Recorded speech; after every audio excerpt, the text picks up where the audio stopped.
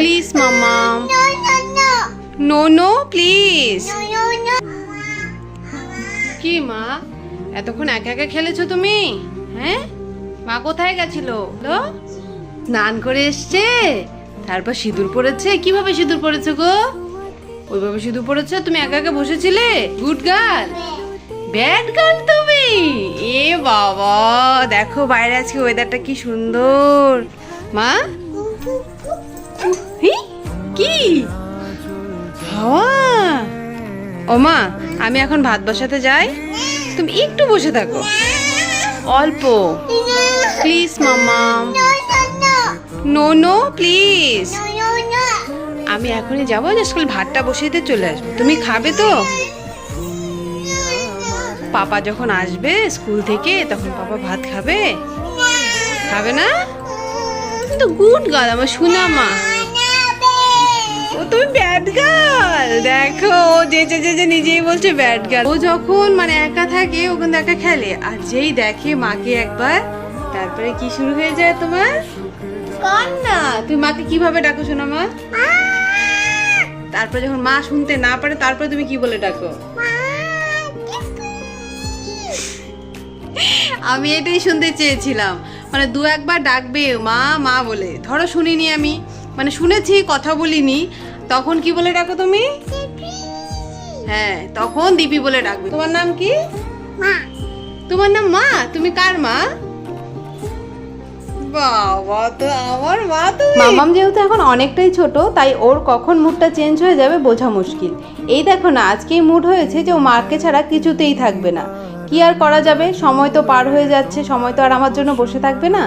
আমি একা মানুষ, আমার সমস্ত কিছু সময়ের সাথেই করতে হয়। তাই ওকে নিয়েই চলে এসেছি রান্নাঘরে, ভাতটা বসিয়ে নিয়েছি। আর দেখেছো তো কেমন, মাকে যেই দেখেছে প্রণাম করতে, ও প্রণাম করছে। আর আমার ঘরে যেই আসুক না কেন, বা আমি যখন ওকে নিয়ে বাইরে যাই আর কেউ যখন শোনে যে আমি একাই থাকি ওকে নিয়ে, তখন একটাই কথা বলে, কি করে ওকে নিয়ে ঘরের সমস্ত কাজ করো। এই দেখো না, তোমাদের সঙ্গে শেয়ার করছি কি করে করি। ও তো সব সময় আমার সঙ্গেই থাকে, আবার যখন মুড হয় তখন কিন্তু একটু বিছানার উপর খেলে, সেগুলো তোমাদের সঙ্গে শেয়ার করি। আর এই যে এদিকে দেখো, মার পিঠের উপরে উঠে গেছে। আর এই দুষ্টুমিগুলো কিন্তু আমার খুব মজা লাগে, কারণ এই সময়গুলো পার হয়ে গেলে তো আর ফিরে আসবে না। ও তো আস্তে আস্তে বড়ই হয়ে যাচ্ছে। আমার তো মনে হয় এই কয়েকদিন আগে ওকে নিয়ে আসলাম। এইদিকে দেখো, আমার সবজির থালা নিয়ে চলে যাচ্ছিল, যেই সবজিটা ঘরে একটু বসাতে গেছি, আর এই দিকে এসে দেখি পুরো ফ্রিজে সাবান লাগিয়ে দিয়েছে। আর সকালে জামা কাপড় ধোয়াগুলো ছিল, সেগুলো তো এখনও ছাদে মেলতে পারিনি, এগুলো দিয়ে ফ্রিজটা মুছছিল। আর ওকে এরপর খাইয়ে নিয়েছি, আমি খেয়েছি, স্নান করিয়ে দিয়েছি। আর এখন মেয়ে পুতুল পেয়ে এত খুশি হয়েছে। কয়েকদিন আগে পর্যন্ত এই টেডি বিয়ারগুলো দেখলে ভয় পেত। তোমরা তো জানোই এই টেডি বিয়ারগুলোকে আমি আলমারির উপরে রেখে দিয়েছিলাম। আর এই টেডি বিয়ারটাও পেয়েছিল ওর অন্নপ্রাশনে, আমারও আছে। এছাড়াও ওর ছোটো ছোটো আরও অনেক টেডি বিয়ার আছে, যেগুলো দিয়েও এক দুদিন একদমই খেলতো না। আর আজকে হঠাৎ করে মনে হয়েছে মা আমাকে পুতুলটা পেরে দাও। পেরে দিয়েছি। দেখছি প্রথমে একটু ভয় পেয়েছিল, যেই বলেছি মা এটা দিয়ে খেলা যায়, একটু বুঝিয়েছি, বাস অমনি মেয়ের বায়না হয়েছে, এখন সব সময় এর সঙ্গেই থাকবে। এই দেখো না, ও বলে এর সঙ্গে ঘুমোবে। বলো তো কি কাণ্ড, যা গরম পড়েছে।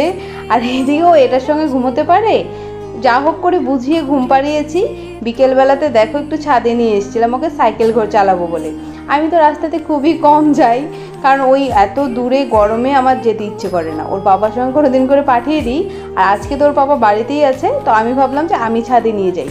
এখন বলছে মা তুমি তো আমাকে চালিয়েছো, দাও আমি তোমাকে চালাই। বোঝো কাণ্ড। আমি তোকে কত করে বোঝালাম, মা তোমার ছোট্ট সাইকেল, আমি উঠলে ভেঙে যাবে। ওর বায়না হয়েছে না, তোমাকেই উঠতে হবে। কিছুটা ঘুরে এসে বললাম মা এখন আমি নেমে যাই, তুমি বসো। দেখো ও কিন্তু ঠিক বসেছিল, তারপরে আবার হঠাৎ করে মুডটা চেঞ্জ হয়ে গেছে, সাইকেলের উপর দাঁড়াবে। ঘরে যখন ও একা একা থাকে তখনও কিন্তু এরকম সাইকেলের উপর দাঁড়িয়ে থাকে। ওকে কিন্তু অনেক কষ্ট করে সামলাতে হয়। দেখেছো কি কুটু কুটু করে দৌড় দিয়েছে। আকাশটা কি সুন্দর মেঘলা করে